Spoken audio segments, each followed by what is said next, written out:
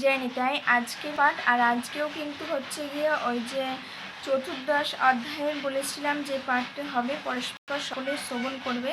তো গুরু প্রিয় বিভাগ যোগ থেকে শ্লোক নম্বর 2 বলছে, এই জ্ঞান আশ্রয় করিলে জীব আমার পরা প্রকৃতি লাভ করে, তখন আর সে সৃষ্টির সময়ে জন্মগ্রহণ করে না এবং প্রলয়কালেও ব্যথিত হয় না।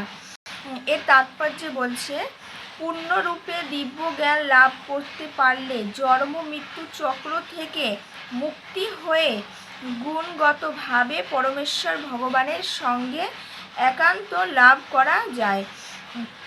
কিন্তু তার ফলে জীবাশ্ম তখন তার ব্যক্তিগত সত্তা হারিয়ে ফেলে না।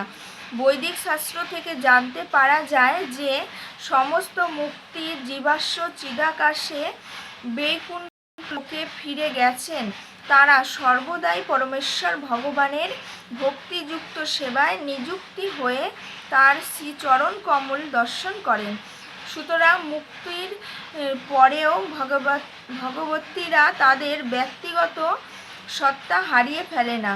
সাধারণত জড় জগতে আমরা যে জ্ঞান আহরণ করি তা জড় প্রকৃতির 3টি গুণের দ্বারাই কলুষিত।